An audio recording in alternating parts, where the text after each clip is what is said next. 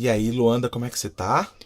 Tô pronta para esse episódio 43 do Dilemas. Será que você tá pronta mesmo? Eu escolhi hoje aqui um Dilemas pra você. Acho que você vai gostar. Manda.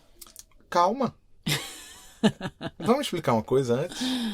Essa é a primeira vez que a gente grava um dilema de uma dilema raiz, uma Valentina. Quem são os dilemas raiz? Por favor, Luanda, conte para as pessoas. São nossos queridos, amados apoiadores que, através da plataforma apoia.se, ajudam a gente a manter o Dilemas aqui funcionando lindo, maravilhoso. Se você quiser apoiar a gente, apoia.se/dilemas, apoia-se/dilemas, e você pode contribuir com os valores que tem lá, né? Tem a opção de 10, de 20, de 30, assim, uma cerveja, duas cervejas, três cervejas. E o seu apoio ele é fundamental para que o Dilemas continue assim, sem marcas e patrocínios que interrompam o diálogo aqui. Então vamos direto ao ponto. Caboge! Solta a vinheta. Dilema vem do latim. São duas premissas, pontos de vista contrários. E aí, ao ceder ou negar uma delas, se chega a um novo lugar, Um problema que é um confronto entre duas soluções. No dicionário hipster, treta. Situações embaraçosas. Dilema É um problema a ser resolvido, ou não. a ser entendido. Putz, discordo. É? Então temos um dilema. Bem-vindas e bem-vindos. Esse é o Dilemas, Dilemas. podcast com Lua Barros. E Pedro Fonseca. Nossa querida Dilema Raiz Valentina mandou o seguinte dilema pra gente, Luanda. Oi, queridos Pedro e Luanda. Oi. Meu dilema. Em julho de 2016, eu tive um filho cardiopata. E com 4 meses de vida, ele operou o coração. E após 29 intensos dias de UTI, ele se foi, em dezembro de 2016. Eu só consegui engravidar dele depois de 3 anos de muitas tentativas, exames, procedimentos para minimizar a endometriose. Em novembro de 2018, nasceu o tão esperado Enzinho, o bebê 2, e este veio para mudar meu mundo de novo, de uma forma completamente diferente da chegada do primeiro bebê. A gestação do meu segundo bebê foi toda na base de muitos medos, mas uma coisa eu tinha certeza: dessa vez seria um parto normal. Foi aí que eu descobri sobre esse mundo tão terrível, entre aspas, o mundo humanizado. Ao mesmo tempo que é maravilhoso para quem tem acesso, é doloroso pensar que temos que buscar profissionais humanos. Além desse mundo humanizado, veio o combo: amamentação prolongada, ausência de bicos artificiais, cama compartilhada, 0 telas, doula, educação não violenta e um mundo de coisas que eu mergulhei de cabeça e me apaixonei. Com isso me pego muitas vezes pensando: meu Deus, que mãe péssima eu teria sido para o bebê 1. E a maternidade, com os dois, me trouxe uma bagagem gigantesca de experiências. E eu falo que cresci 20 anos em 5. O que eu vivi com o bebê 1, que se foi goela abaixo. Maternidade no susto. Realidade nunca vivida, nunca ouvida, nunca estudada. E o que estou vivendo com o Enzinho, o bebê 2, está mexendo comigo de maneira forte, trazendo à tona marcas de infância. E o meu dilema de hoje são muitos. Como ser mãe de mais de um bebê? Uma pausa aqui. Mãe, no meu caso, de um bebê 4, porque com 10 meses de vida do meu Enzinho, o bebê 2, perdemos uma gestação de 9 semanas. O embrião não se desenvolveu. E não desistimos ainda de ser pais. Mas eu pergunto, como ser mãe de mais de um filho no meio do tumulto que está sendo minha vida? Meu desespero é, como receber mais um filho no meio do caos do tão temível Terrible 2? Se a cada grito com um bebê de 1 ano e meio eu me sinto péssima, horrível, despreparada.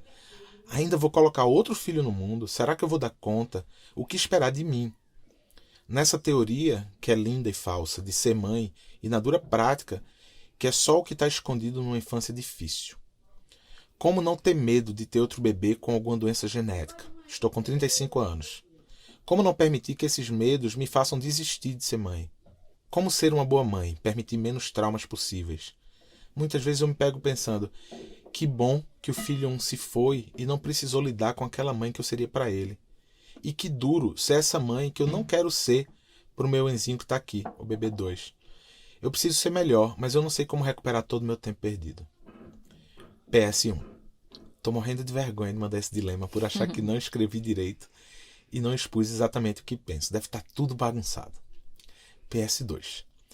Escrevi o texto em vários dias e durante essa escrita estou lendo Por que Gritamos, da Elisama Santos. Eu estou bem confusa. PS3. Estou confusa mesmo, mas iniciei terapia. Inclusive, Lu, após uma longa conversa contigo no Instagram, e você foi uma fofa. Estou indo para a 5ª sessão essa semana. Muitos beijos, abraços, estou feliz de ser uma Dilema Raiz. Me sentindo amiga de vocês. Obrigada por tudo, Valentina. Vocês são amigos da gente mesmo. Que bom receber esse dilema. Eu queria começar pelo PS1, que ela fala que escreveu esse e-mail em muitos dias e que ele deve estar confuso, né? E, na verdade, essa confusão de colocar no papel mostra uma confusão emocional, né? Uma confusão interna, uma bagunça interna. E, desculpa informar, mas é isso mesmo. Filho faz isso com a gente. Bagunça, né? As estruturas, né? É um revirar. E é um revirar muito potente, porque quando a gente entende que a gente está revirada e a gente se coloca num processo de tentar ajustar tudo isso, a gente está buscando consciência. E isso é fundamental hoje. Isso é, eu acho, na minha percepção como mãe e como educadora parental e especialista emocional, é essa busca pela consciência que faz a gente cuidar das nossas dores, faz a gente entender que essas crianças vêm para as nossas vidas porque a gente precisa melhorar em vários aspectos. E a gente se coloca nesse caminho, a gente se coloca nessa direção. E não é simples, não é fácil, não é um botão que a gente vai ligar. Só que a gente se depara com esse universo que ninguém conta, né? Não tem um livro que fala sobre isso. Não, é verdade. E ainda que tivesse, ele não ia fazer sentido, porque a maternidade, ela vira maternidade de verdade quando eu saio da teoria e eu me vejo ali na prática. Quando ela é vivida, né? Eu acho super interessante você puxar a linha da nossa conversa hoje pelo campo da bagunça. Porque filho vem para bagunçar a gente e a gente inicia um trajeto completamente novo na vida e que a gente pode fazer determinadas escolhas, né? Essa escolha, ou o pensamento, ou a vontade de achar que a vida segue um fluxo como era antes, ele é impossível na maternidade e na paternidade. Ele é impossível. Então, Valentina, a primeira coisa que eu queria te dizer é que essa bagunça, o que hoje talvez você esteja chamando de bagunça e que Lua colocou, né, falando que talvez seja reflexo dessa bagunça emocional, é, na verdade, o que vira o dia a dia da gente. Essas bagunças, elas acontecem em todos os lugares. Elas são horas simbólicas, quando você diz assim, tive que passar vários dias para escrever e-mail tentando organizar as ideias. E para qualquer coisa que você se disponha a organizar as ideias quando você tem criança perto, né? Te chamando, né? Demandando, né? E tem aquelas que não são simbólicas, que são super práticas, que é a bagunça da casa, a bagunça de cada gaveta. Então, a gente está hoje gravando de dentro de um closet, mas eu tenho certeza que tem roupa minha em gaveta de Lua e roupa de Lua em gaveta minha, porque as crianças acessam esse espaço desse closet. Elas brincam nesse lugar. Elas usam a habilidade que elas têm, que se chama curiosidade, para descobrir coisas. Então, a gente tem caixas de memórias aqui. Umas têm documentos, outras têm fotos antigas. Às vezes é uma foto antiga que está no meio de um documento, numa certidão de nascimento. Às vezes é uma certidão de nascimento que está junto com a nota fiscal de uma compra. Então, essa bagunça simbólica e essa bagunça real, elas vão acompanhar a gente. E quando você se questiona se você está sendo uma boa mãe e tal, na verdade isso me parece mais a bagunça emocional causada do que exatamente se você é uma boa mãe ou uma mãe péssima, como você colocou no e-mail. O que é? Quem qualifica uma mãe boa e uma mãe péssima? Eu te diria, cara, se no meio dessa bagunça que é a chegada de um filho dentro de uma casa, se no meio da sua bagunça específica, né, emocional, que foi ter que lidar com a perda do seu bebê 1, ter que lidar com essa conquista e celebrar a conquista da chegada do seu bebê 2, teve mais uma perda, e agora vocês pensam, né, em em ter mais um bebê, essa bagunça que você está chamando, no fundo é uma dor de crescimento que a gente sente quando é adulto e quando a gente produz um novo ser humano. Então, não há quem te qualifique como boa mãe ou péssima mãe. O que eu vejo é, na verdade, uma mulher tentando se enxergar nesses processos e dizendo, tá, onde eu preciso mudar, onde eu preciso me adequar para entender o que é essa bagunça emocional que eu estou sentindo, né? Então, na verdade, primeiro eu queria te dar os parabéns por enfrentar essas dores, tá aqui dividindo com a gente e tá se colocando à disposição do que é esse seu novo percurso. Bagunçadinho que só, Valentina, mas que é um belíssimo percurso a ser seguido, né? Eu fiquei muito mexida com esse e-mail dela, porque a perda de um bebê, ela por si só já é um negócio desestruturante. Você perder um bebê, seja durante a gestação, seja logo depois que ele nasce, ou independente, né? Perder um filho é um negócio que a gente não se prepara para isso, né? Não faz parte do curso natural da vida. A gente quer ver aquela criança crescer, a gente quer envelhecer, a gente quer ir antes. Um filho que vai antes dos pais, ele tá roubando no jogo da vida. E é muito duro a gente lidar com isso. Eu já falei isso em outro episódio. Que essa mãe que perde um filho, essa dor dessa mãe que perde o filho, ela é tão difícil de ser falada, de ser colocada, que ela não tem nem nome. A mulher que perde o marido, ela é a viúva. Né? O filho que perde um pai, ele fica órfão. A mãe que perde um filho, ela não tem nome. Então, não conseguir nomear essa dor dá a dimensão do tamanho que ela tem. Ela é tão gigante, ela é tão assustadora. E aí, olha só que maluquice, né? Assim, os mecanismos que a gente encontra. Você diz que fica agradecida, às vezes, por esse bebê não ter ficado aqui nesse plano, ter ido, porque você não sabe que mãe você seria.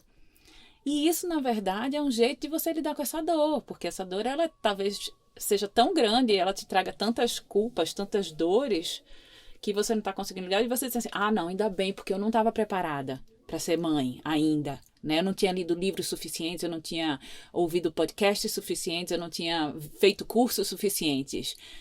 E a verdade é que a gente nunca está preparado. Outro dia eu atendi um casal que eles disseram para mim assim, a gente quis engravidar e quando a gente pensou em engravidar, no mês seguinte já estava grávido. Então, foi tudo muito rápido e eu não me preparei.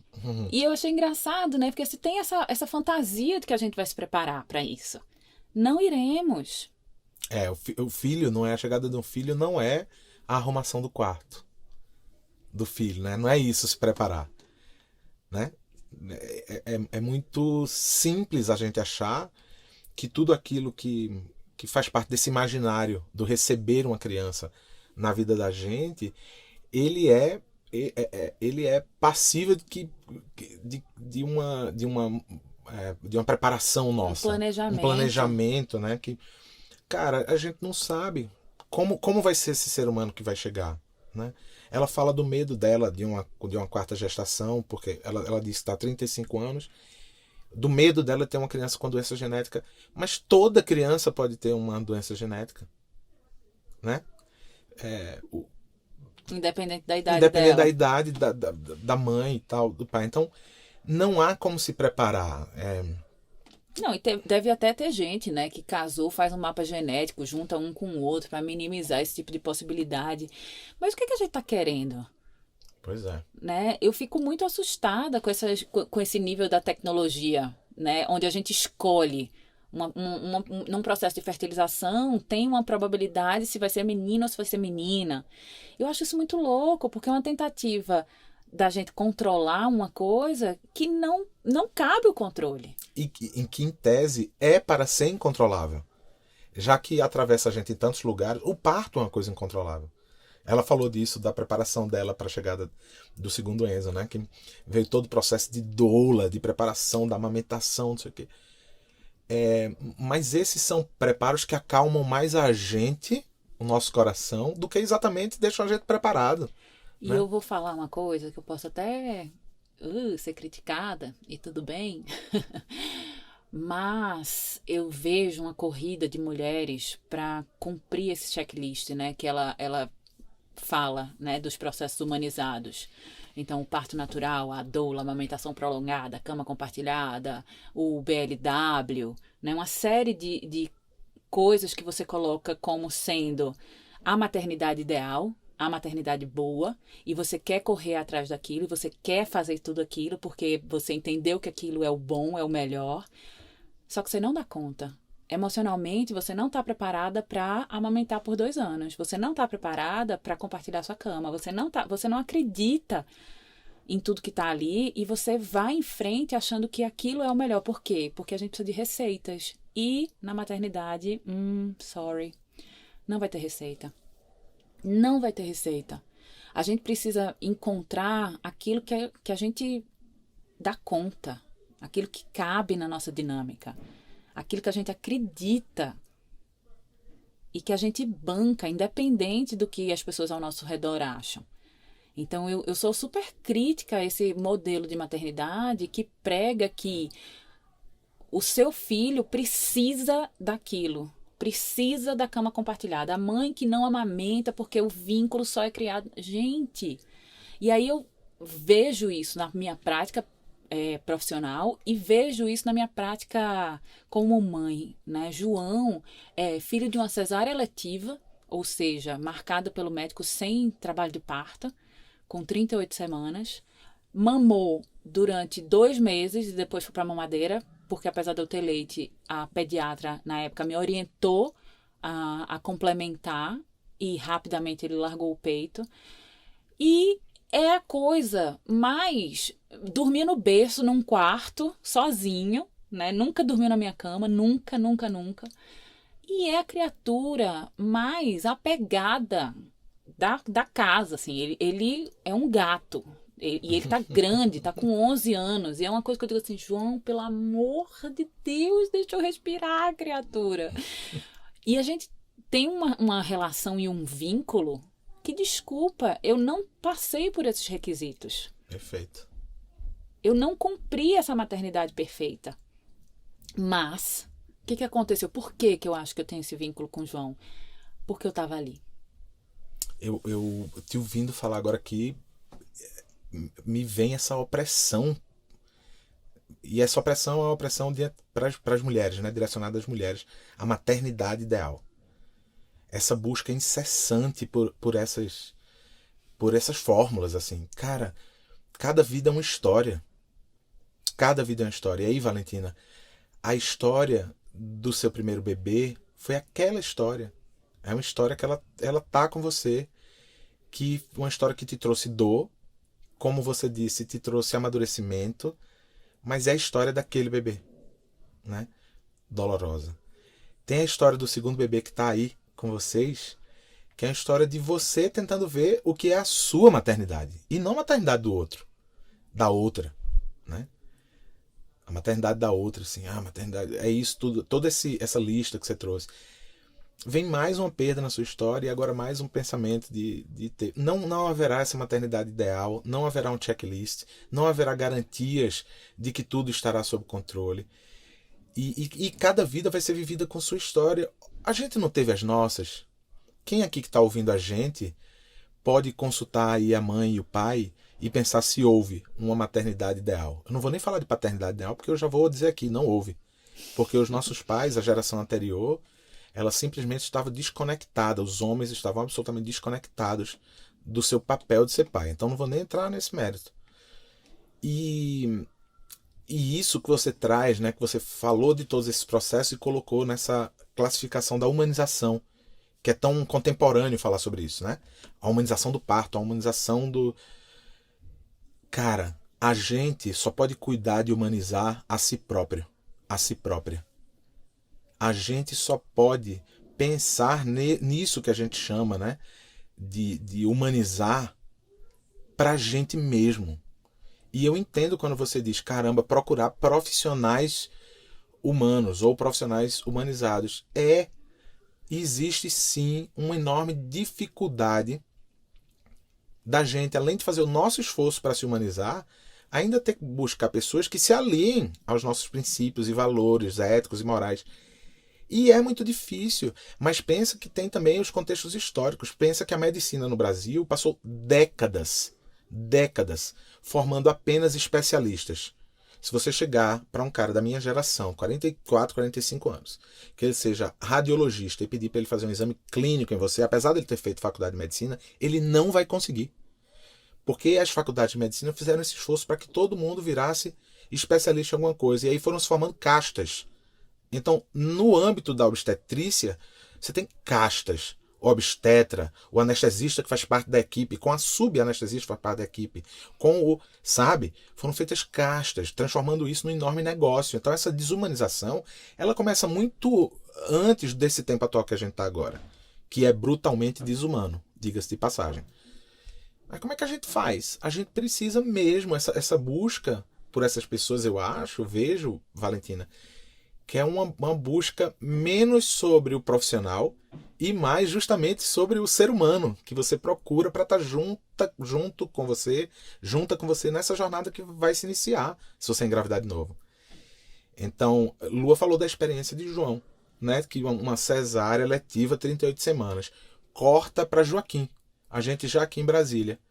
O bebê que nasceu no dia que ele quis nascer, nasceu na cama de casa, nem deu tempo. E olha que tinha planos, viu? De encher uma banheira com água quente, morninha. Acender umas velas. Colocar a playlist que tinha sido feita. Não teve tempo de playlist, de vela, de banheira, de nada. Sabe do que deu tempo? De forrar a cama com toalhas limpas e Joaquim nascer em cima da cama. Porque o trabalho de parto de Lua durou exatos 1 hora e 10 minutos. Que controle a gente quer? Ah, mas isso foi mais bonito, foi mais... Do que a gente está falando? A gente está falando da chegada desse ser humano novo que a gente produziu, né? E aí, qual era a busca da gente com Joaquim? Para atravessar esse tempo, né? Fazendo esse recorte de tempo. Aqui em Brasília, a busca da gente foi por pessoas que tinham esse senso que você trouxe, Valentina, de humanização, porque são pessoas muito humanas. Então a Dola era uma amiga de Lua. Uma figura que ela já conhecia, que ela gostava, que ela, entende? As parteiras foram pessoas que a gente se conectou muito no processo e extrapolava a coisa de desejar o parto normal. Era uma coisa que era, cara, aqui a gente tem um núcleo que a gente sente segurança de ser pessoas que compactuam assim, com coisas que a gente acredita, né? E sabe uma coisa que você trouxe agora, essa coisa da segurança, né? Muitas vezes eu vejo mulheres que engravidam e aí tem aquela ginecologista que foi a primeira ginecologista, que é a mãe que levou e que acompanhou a vida adulta, e aí quando engravida, essa mulher é a mulher que vai acompanhar no parto. E ela não é humanizada, mas ela passa essa segurança. E é disso que a gente precisa se sentir amparado, sabe? A via de parto e toda essa questão do nascer, ela é importante, mas nada é determinante nessa relação com as crianças, sabe? Se a gente está mais preocupado em seguir protocolos, a gente se distancia. Quando eu digo para você sobre a minha história com o João, né, que eu vivi tudo isso do parto, do não amamentar, da papinha que eu dei, que não era comida em pedaço, né, sem nenhuma culpa. E não sentir culpa me fez me conectar com essa criança o tempo inteiro. Corta. Eu não sou a mesma mãe que eu fui para João. Eu não sou a mesma mãe para Joaquim, por exemplo. Nem sou para Irene, nem sou para Teresa. E nem serei se eu tiver mais um filho. Assim, eu vou ser outra mãe. Peraí que deu um medinho aqui, gente. Vamos fazer uma pausa. A gente fica, né, nessa maluquice de que a gente precisa estar preparada, de que eu vou ser uma boa mãe para essa... Cara, cada filho vai te transformar um pouco, vai te revelar pedaços da sua história que você não reconhecia ou não tinha trazido para a consciência. E é difícil mesmo, sabe? E o fato de você não estar resistindo a isso, estar vivendo tudo isso, estar num processo terapêutico, estar lendo a Elisama, né? Tudo isso te coloca num processo que é o processo de ser uma pessoa melhor. Não é ser sobre uma mãe melhor. Porque seu filho não precisa de uma mãe perfeita. Seu filho precisa de uma mãe possível.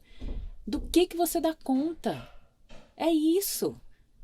sabe? E aí, se você nota que tem coisas que são muito difíceis, coisas que você realmente se culpa e você quer melhorar, entenda que não vai ser um botão.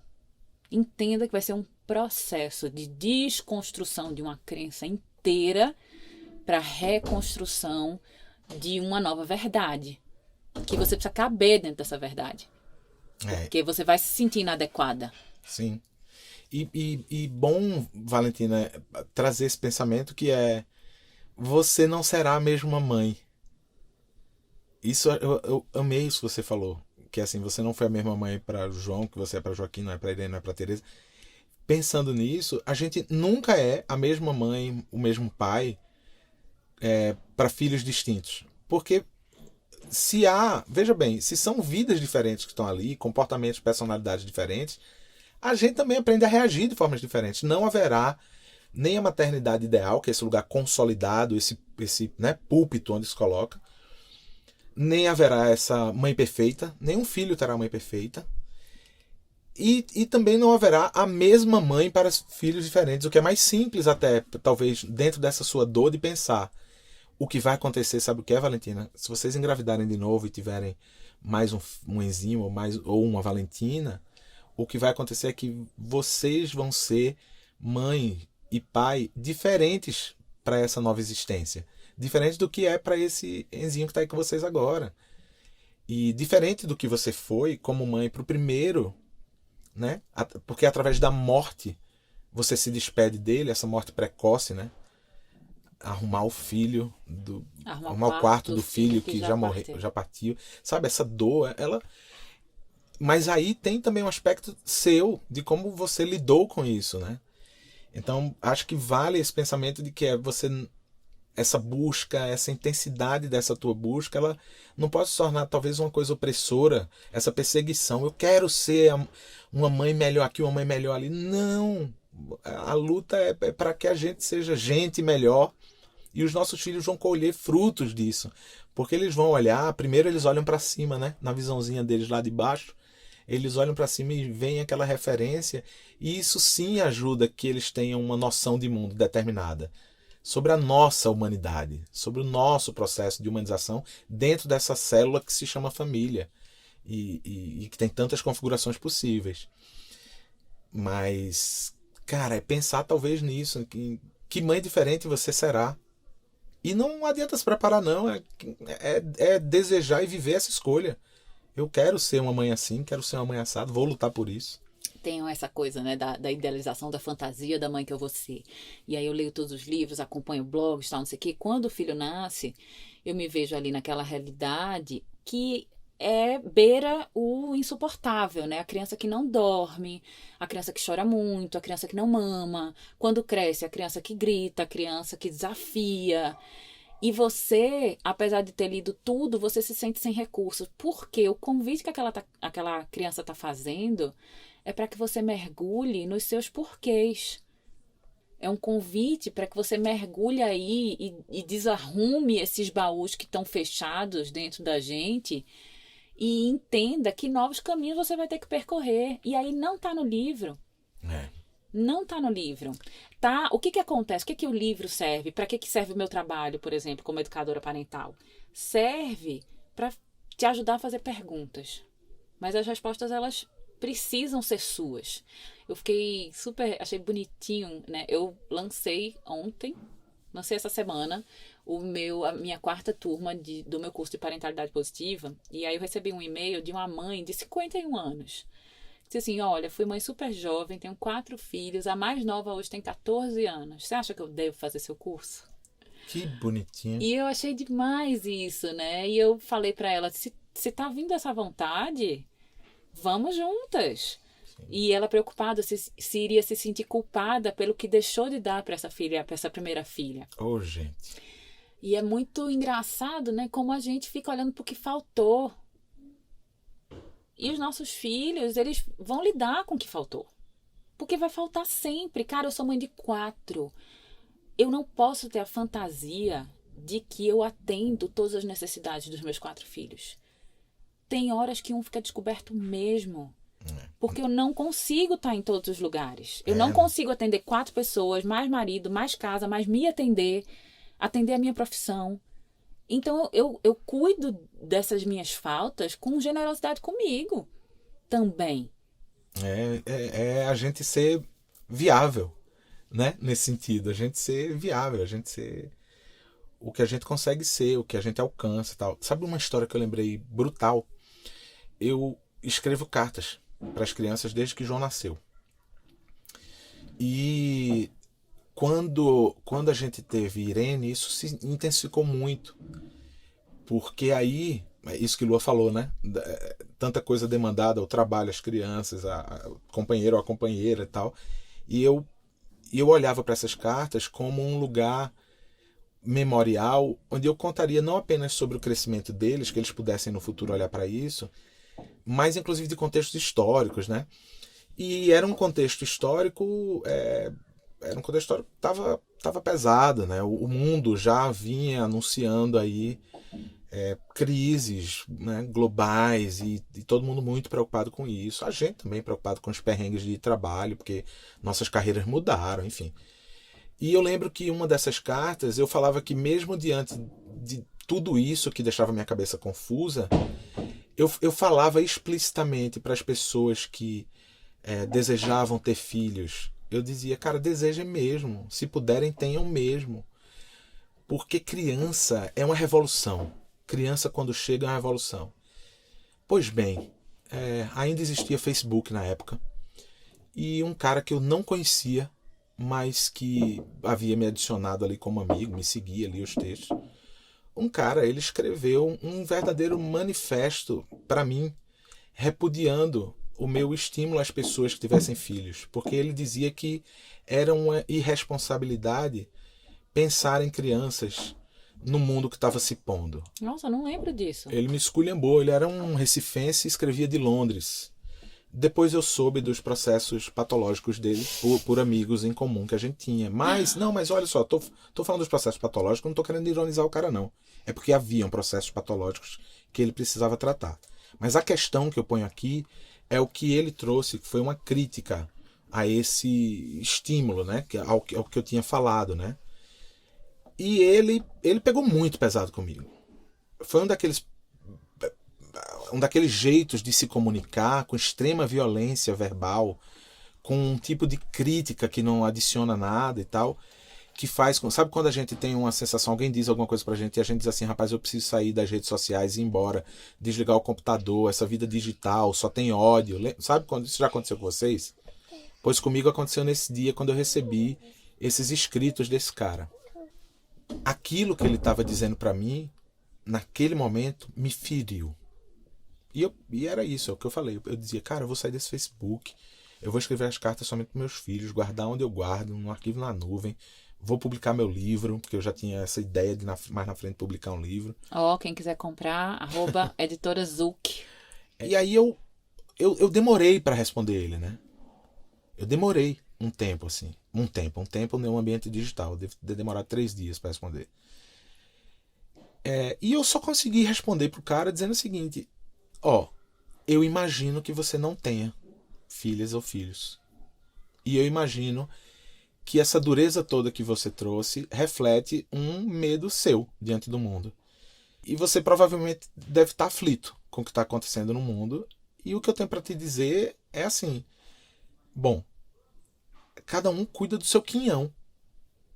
E se você não deseja, não se sente capaz, ou não acha que é bom para o mundo ter filhos, você precisa resolver isso e não sou eu que vou resolver. Eu não vim aqui para te motivar, você que está descrente da humanidade, eu não vou vir aqui para te motivar a ter. Agora, por outro lado, eu queria que você soubesse que aquelas pessoas que manifestam seu desejo e possibilidade de ter filhos, eu quero me colocar à disposição como pai a dialogar sobre o que é a chegada de uma criança na vida. Inclusive porque nós homens não falamos sobre isso. E aí ele deu mais uma resposta atravessada, e aí foi nesse momento que eu fui tentar descobrir quem ele era, e aí um casal de amigos em comum disse, cara, deixa pra lá, deixa eu te contar. E aí falaram. Mas o que eu queria te falar é, ainda tem isso, sabe, Valentina? A opinião do outro, como o outro enxerga a gente. Esquece isso. É como a gente lida com as chances e possibilidades que a gente tem de se refazer, de se transformar, e que crianças, filhas e filhos, eles são instrumentos poderosos de transformação da gente, mesmo porque eles não serão reproduções nossas, porque eles vão nos desafiar, porque eles vão nos demandar, porque eles vão, muitas vezes, abre aspas, tirar, fecha aspas, o nosso tempo que a gente queria dedicar a outra coisa. Quantas coisas... A gente já recebeu dilema aqui de pessoas nessa dúvida sobre ter filhos, porque para elas é mais importante, por exemplo, viajar. É uma questão para essas pessoas, e elas precisam lidar com isso. E tem gente que é o contrário. Já teve gente que chegou pra gente para dizer assim, caramba, é meio doloroso às vezes ouvir vocês falarem sobre isso, porque eu tô tentando engravidar há 7 anos. E a gente procura acolher e dizer, cara, estamos aqui, a gente não entende a sua dor, mas saiba que a gente tá aqui, a gente tem outras dores. São outras. Mas conversar sobre isso acho que é muito bom sempre. O mundo tá ao contrário e ninguém reparou. Reparou, sim. É muito difícil mesmo pensar em colocar filho no mundo, no meio desse caos que a gente tá vivendo, sim. Mas criança renova a esperança da gente, né? Renova a esperança do nosso olhar. E aí eu sou tomada muito por um pensamento da abundância. Essa semana eu recebi 2 telefonemas de 2 amigas que estão grávidas. E eu não consigo não me emocionar com essa notícia, por mais assustadora que ela seja, sabe? Porque é muita vida. A chegada de uma criança, ela carrega muita vida, independente do que essa criança traga em si, né? Uma criança que nasce com alguma doença, com alguma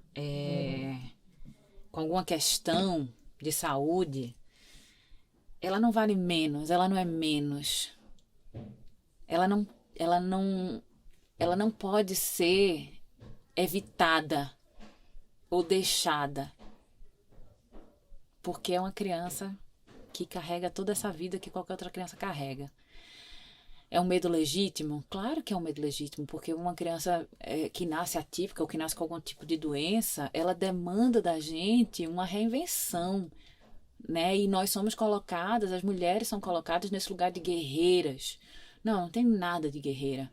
É um rock and roll gigantesco. É um morrer e nascer novamente. Mas é possível. A gente tem aprendido muito com o Lau, o patrão, né, Peu? Muito. Lau é nossa parceira na Rede Amparo e tá vindo com um curso pra gente sobre esse...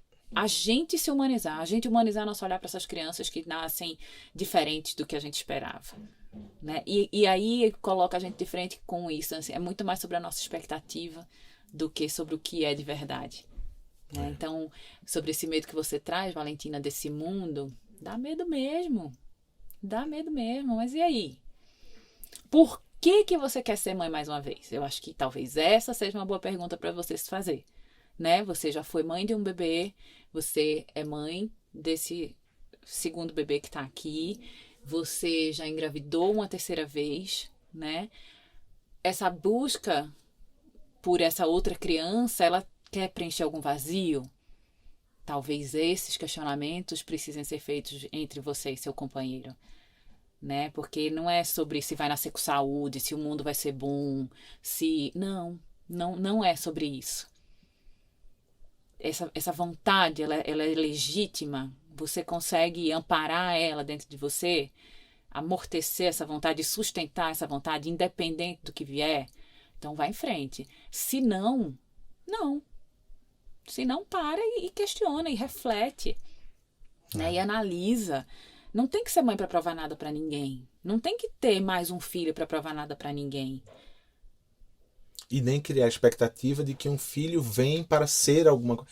Cara, toda vez que nasce uma criança, na verdade, Valentina, nasce um mundo novo. Ou pelo menos a chance de um mundo novo.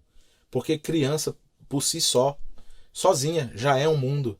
Com suas perfeições e imperfeições, né? Com tudo que carrega a existência humana. Então, cara, isso é isso que Lua traz, assim. Se essa vontade é legítima, vão em frente, cara, mesmo assim.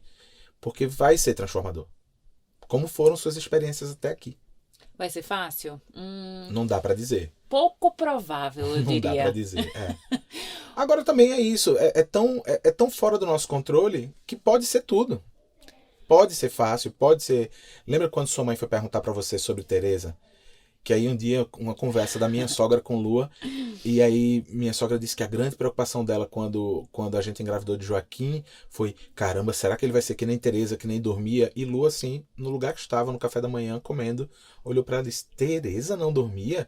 E minha sogra quase cai pra trás. Disse, como assim? Você não lembra que Teresa não dormia? Teresa acordava a noite inteira. E Lua, caramba, não tenho esse registro. Não tem até hoje, eu acho que é mentira. Então, e Lua também brinca dizendo que talvez que se lembrasse tivesse pensado algumas vezes antes. Mas na verdade é isso, assim, foi um aprendizado pra gente. E quando eu penso rapidamente sobre mais um filho, é porque, obviamente, pra mim foi ficando mais fácil. Eu encaro tudo isso que um filho carrega, todos esses incômodos que o filho carrega, de um lugar que vai passar. Vai passar, sabe? Tem uma questão do tempo das coisas que eu aprendi a olhar de um jeito mais equilibrado mesmo. Até as piores fases, todas as fases, elas vão passar. E tudo é construção nessa relação com essas crianças. Porque as crianças, elas não se transformam em adultos do dia para a noite. Elas vão se transformando ali na frente dos nossos olhos. E essa relação é uma relação de ruptura e reparação o tempo inteiro. A gente vai errar. A gente vai soltar um grito quando a gente não deveria. Né? E aí a gente precisa olhar para o que a gente pode melhorar? Sempre. Né? Foi muito difícil para você a sua infância e você carrega dores que você quer rever e não repassar? Ótimo. Saiba que você vai repassar outras coisas. Suposta pergunta do ouvinte, então, nesse momento. Adoro. Caboge, solta a vinheta, por favor. Quem sabe, talvez, suposta pergunta, se fosse uma vez, suposta pergunta do ouvinte.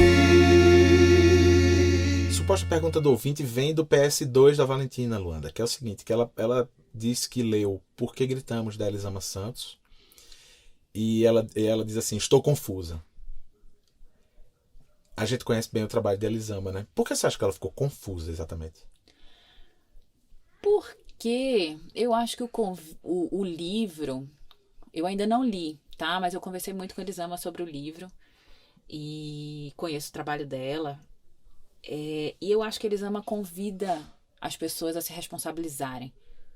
E é muito difícil a gente se responsabilizar, né? É muito difícil a gente entender que a gente grita porque a gente quer. É duro ouvir isso, né? Duro. Perceber isso. É né? um soco. Né? A gente grita porque a gente quer, a gente grita porque a gente se descontrola, a gente grita porque a gente se autoriza a essas pequenas violências com as crianças. E o convite do livro é um convite para a gente buscar as raízes disso e se responsabilizar. E é duríssimo, dói no osso esse processo de se responsabilizar. Porque o que é mais fácil? Culpar alguém. Não, eu gritei com esse bebê, porque esse bebê não dormiu. Eu gritei porque ele não comeu a minha comida orgânica. Eu gritei porque ele me desobedeceu. Não, você gritou porque você quis. Sim. E porque esses questionamentos, eles fazem a gente pegar um novelo de lã que tá todo bagunçado também, voltando à bagunça inicial, né? Do nosso primeiro tópico do episódio, que é por que eu grito? Eu grito porque eu quero. Eu grito porque eu não encontrei ferramentas para dialogar. Por que eu não encontrei ferramentas para dialogar? Não, porque eu venho porque eu estava trabalhando, então eu precisava daquele tempo. Mas porque eu venho de uma educação em que os espaços dos pais... Porque eu venho, porque meus pais vêm, porque minha mãe é mãe. Pronto.